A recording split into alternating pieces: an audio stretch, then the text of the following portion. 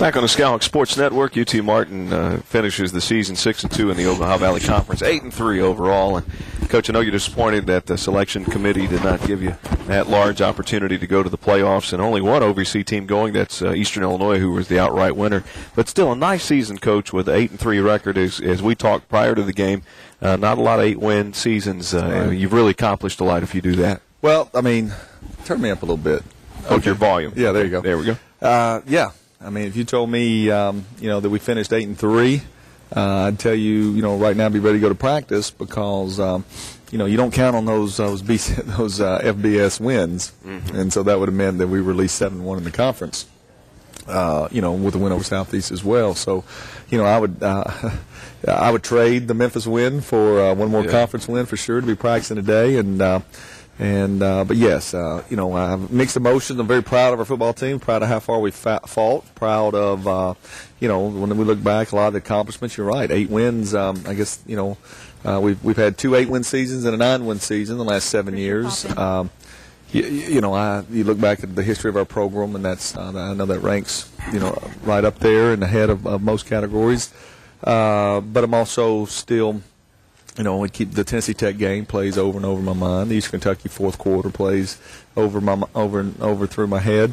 What could we done better? Because I would, like I told our team yesterday, Chris, I would take these guys anywhere and play anybody in the country. Yeah. Okay. Now we've still got some issues on defense we've got to address, and I was very proud of our defense the other day for 3 quarters. I was very proud. We made some changes, and it was very effective.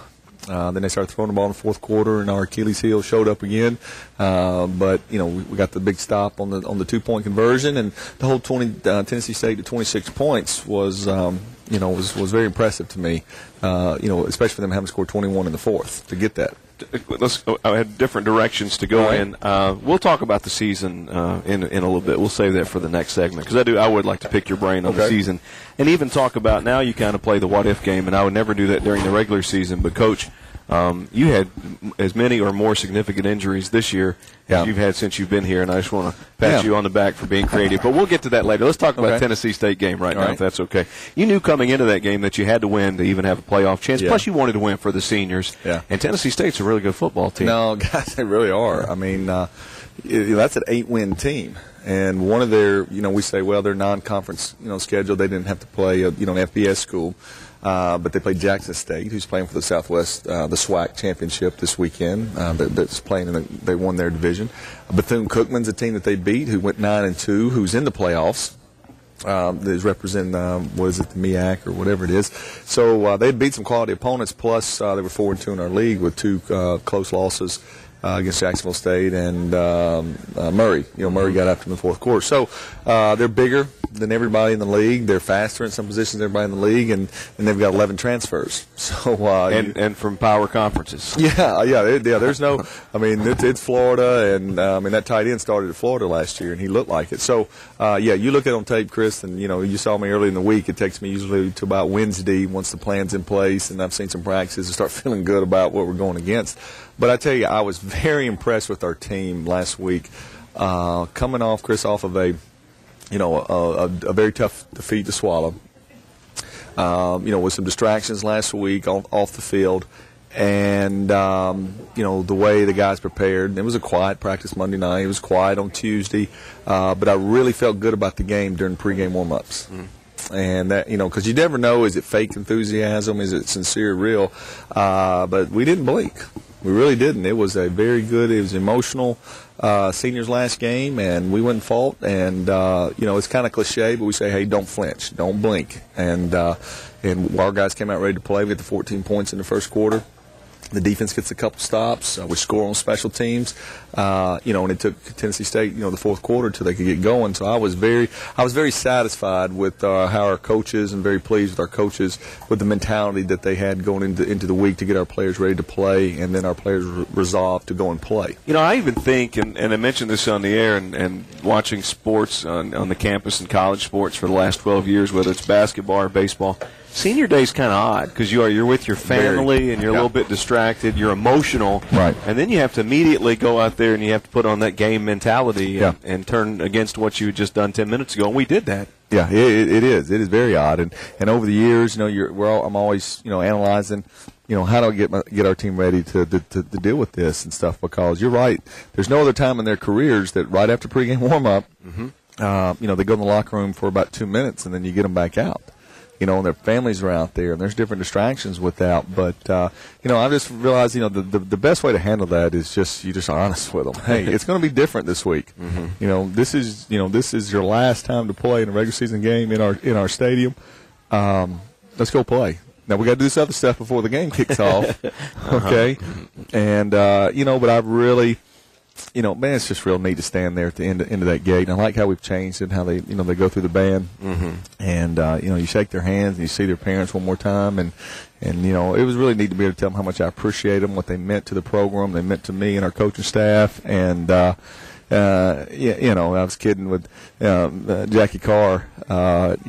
She was choked up, and it took after the game before, she could tell me, Coach, I couldn't talk to you as we were walking out because, it's a big lump in her throat. And that's really neat to see those guys, because that's the last time most of them will ever put on a football helmet. And some of them have been playing football since Pop Warner. I mean, second and third grade, really. Yeah. And now if they may throw the ball in the backyard or play flag football or something, but they're not going to get out there and do what they do now anymore. And we talk about that. We say, guys, throughout the season, how special your senior season is, and, how you don't waste it, because, unless you go get – that's why a lot of us get into coaching, because we miss that competition.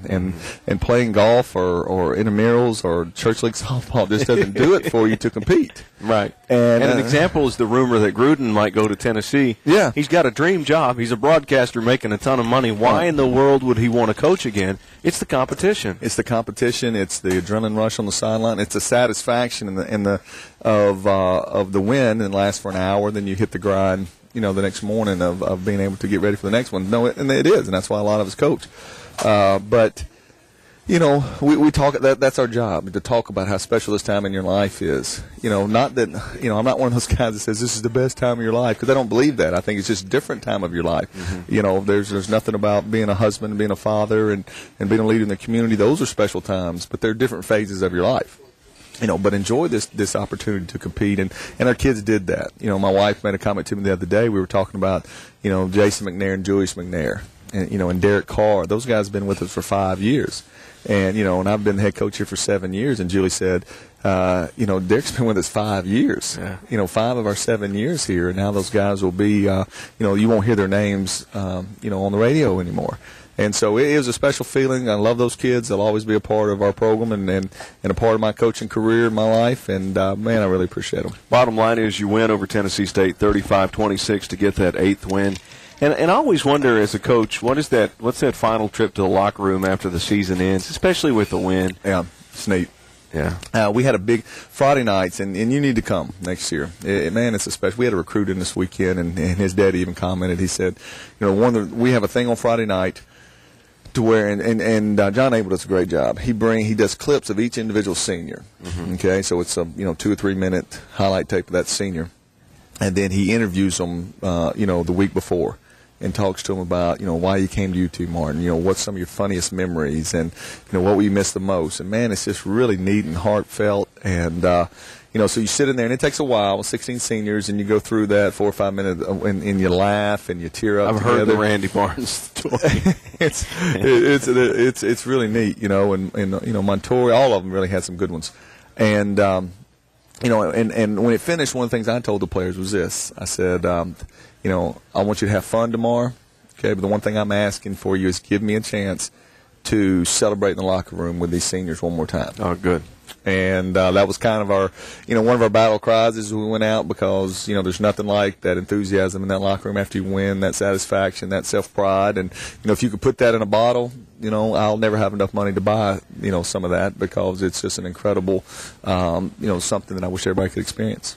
Skyhawks get the win, 35-26. Coach, we'll come back. We'll look at the season. All right. And go back. It seems like that Memphis game with the lightning and the rain and the hunger and the delay. Was that this year? Yeah, really. It seems like it was 15 years ago. Yeah. We'll come back and talk about that the entire season with Coach Jason Simpson here. Skyhawk Talk at Snappy Tomato Pizza on the UT Martin Skyhawk Sports Network.